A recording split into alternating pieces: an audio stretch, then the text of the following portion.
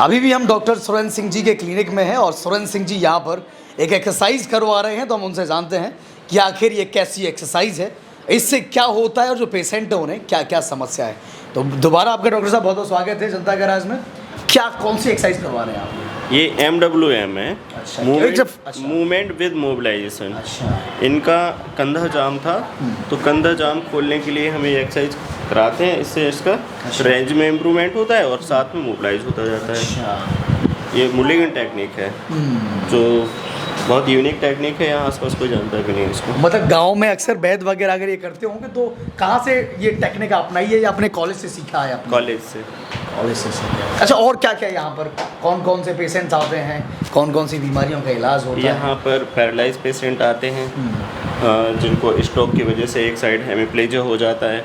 यहाँ पर एक्सीडेंट की वजह से उनका ब्रेन इंजरी, हेड इंजरी की वजह से क्वाड्रिप्लेजिया हो जाता है, हाथ पैर चलना बंद हो जाते हैं, या किसी वजह से सर्वाइकल में चोट लग जाती है तो उनका हाथ पैर चलना बंद हो जाता है, पूरी तरह से लकवा मार जाता है उनको। तो ऐसे काफ़ी पेशेंट आते हैं। कभी कभी एक दो पेशेंट हमारे पास ऐसे आए हैं कि रंजसन, एक बीटेक किए हुए लड़का था और उसी के परिवार वालों ने उसको पीछे से कुल्हाड़ी से बाहर कर दिया, तो उसका पूरा सर्वाइकल से इंजरी होने की वजह से, फ्रैक्चर से सारा लंग्स और पूरी बॉडी पैरालाइज हो गई थी। उसके बाद उसका ट्रीटमेंट चला, लेकिन वो काफ़ी नर्वस था। उसको लग रहा था कि मैं बचूंगा नहीं, और वो बोल रहा था कि नहीं मुझे तो कुछ मिल जाए, क्योंकि वो उठ बैठ नहीं पा रहा था।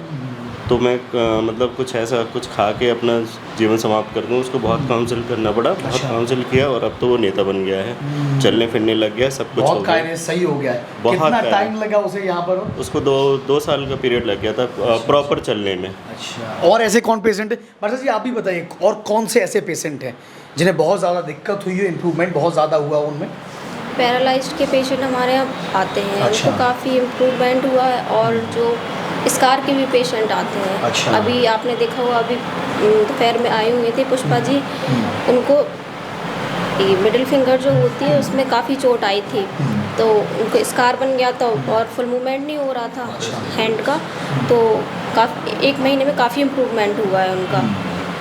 बिल्कुल। तो और भी पेशेंट के बारे में आप जिक्र करेंगे। अच्छा, इनके साथ और कौन कौन सी एक्सरसाइज होती है जो आप करवाएंगे अभी? इनको ये एक तो इनका फ्रोजन शोल्डर है, कंधा जाम जो काफ़ी खुल गया है। दूसरा इनको लंबर स्टेनोसिस है।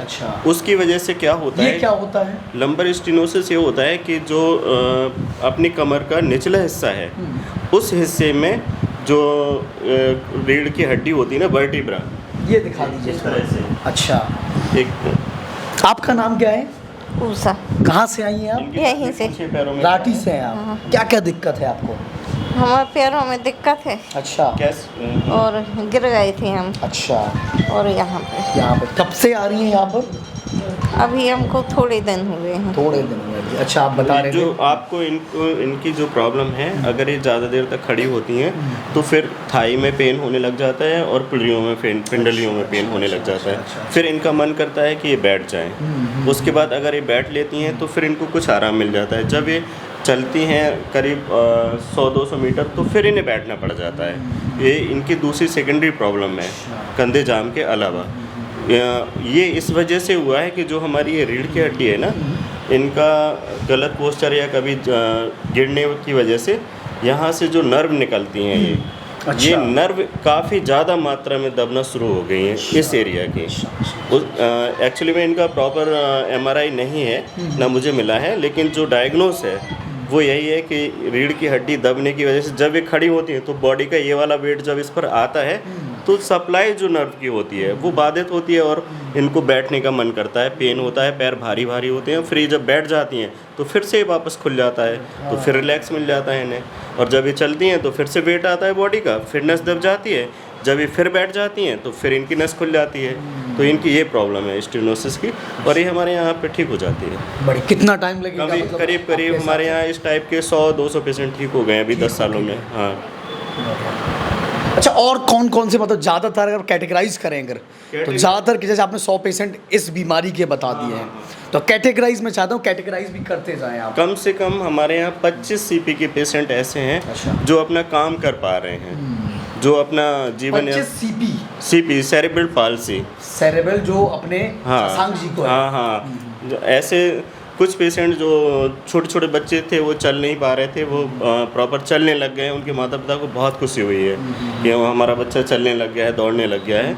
और कुछ बच्चे जो बड़े हो गए थे जैसे शशांक, और वो उठ बैठ नहीं पा रहे थे स्पास्टिसिटी की वजह से, टाइटनेस की वजह से मसल्स की, और उनके टाइट वीकनेस हो गई, तो उनको भी प्रॉपर वे में फिजियोथेरेपी दी गई, उनको आराम मिला, उनकी टाइटनेस गई और वो मसल्स में पावर आने की वजह से वो भी सपोर्ट से चलने लग गए हैं। कुछ को जो हेड इंजरी वाले पेशेंट थे जिनको कंप्लीट इंजरी हो गई, जो इनकम्प्लीट इंजरी वाले थे उनको तो हम चला दिए, जो कंप्लीट इंजरी वाले थे उनको भी हमने जूता पहना के चला दिए हैं। और ऐसे इन जितने इस टाइप के कंप्लीट इंजरी वाले पेशेंट हैं इनके लिए हम हर वर्ष कैंप लगाते हैं, जिसमें फ्री में हम लोग वो बांटते हैं ऑर्थोसिस प्रोस्थेसिस, कमर से लेके एड़ी तक का जूता उनको पहनाते हैं और उनको चलाने की ट्रेनिंग देके उनको चला देते हैं।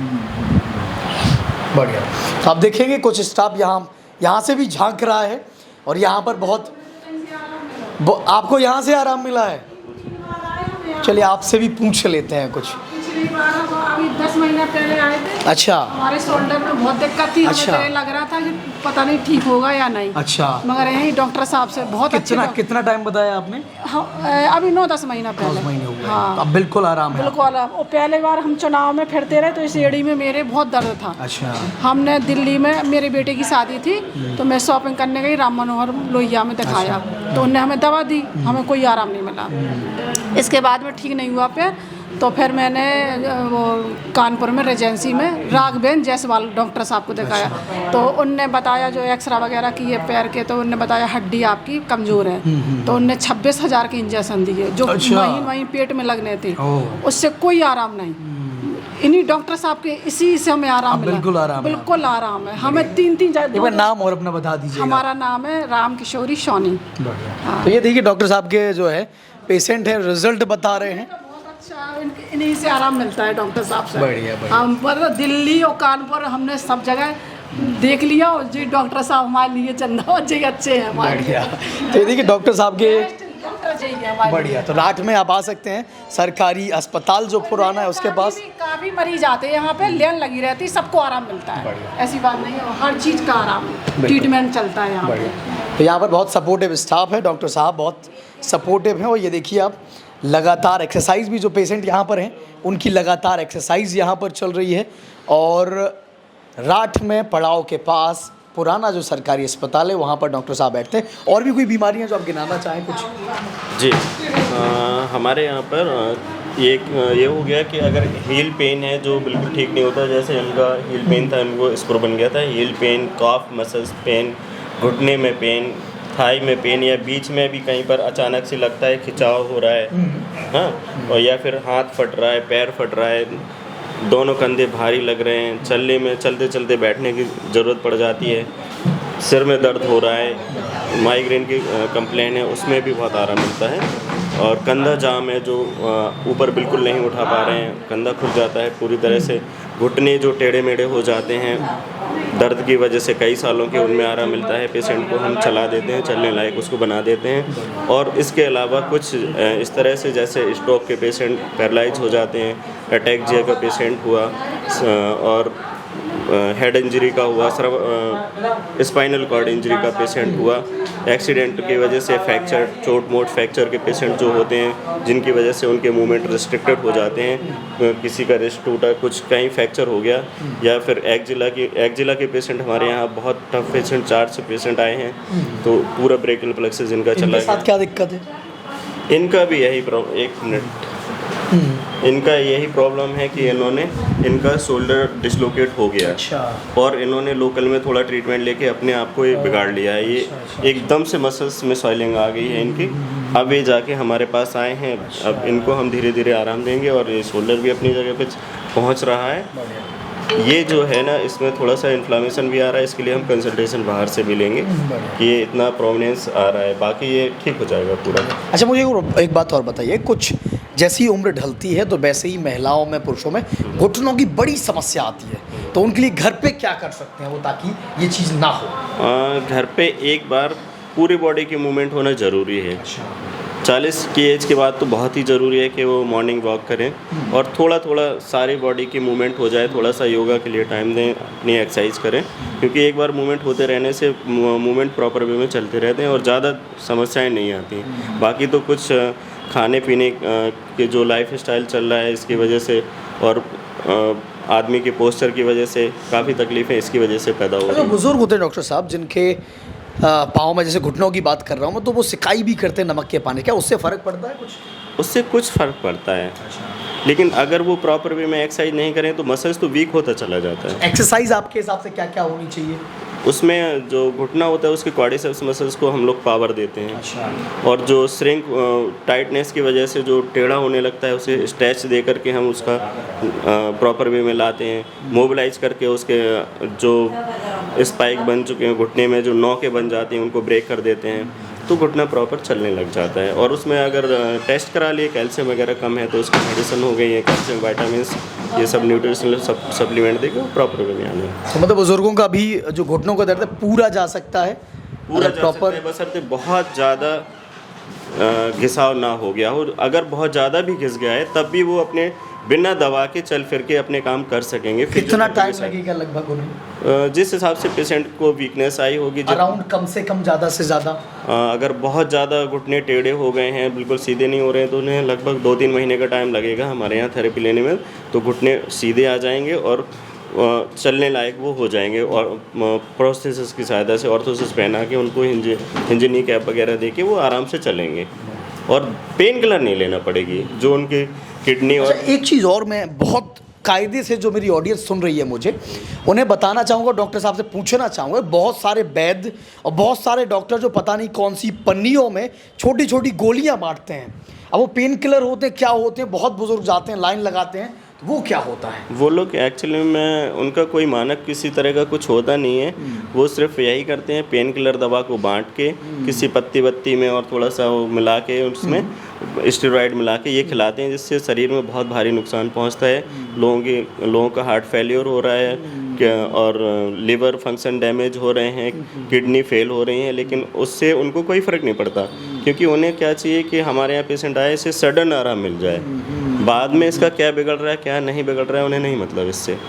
तो बिल्कुल जो लोग कम से कम ये वीडियो देख रहे हैं और जिन तक ये वीडियो पहुँचे वो थोड़ा जागरूक रहे हैं। जो झोला छाप लोग बैठ जाते हैं कहीं भी और 150-200 रुपये में दवाइयाँ देते हैं जिनसे अचानक 1-2 दिन में ये आराम हो जाता है, उनसे सतर्क रहें, बचे रहें, एक अच्छे डॉक्टर की सलाह लें, खुद भी मॉर्निंग वॉक पे जाते रहें, एक्सरसाइज करते हैं। डॉक्टर साहब कुछ एक्सरसाइज और फ्री में सुझाव दीजिए आप, ताकि घर पे बैठ के कुछ लोग एक्सरसाइज कर सकें। बिल्कुल, उनको अपने पैरों के मूवमेंट करना चाहिए। लेट जाएं, पैर को ऊपर उठाएं, फिर थोड़ा सा 5 सेकंड तक होल्ड रखें, फिर नीचे रखें पैर को, ऐसे 10-10 करके दोनों पैरों की एक्सरसाइज करें जिससे उनका मोबिलिटी बनी रहे। पैरों को सिकोड़ें, साइकिलिंग करें। अगर उनको पेन नहीं है कमर में या घुटने में, तब जिनको पेन है वो हमसे एक बार मिलें, उसके अकॉर्डिंग ही एक्सरसाइज बताई जाएगी।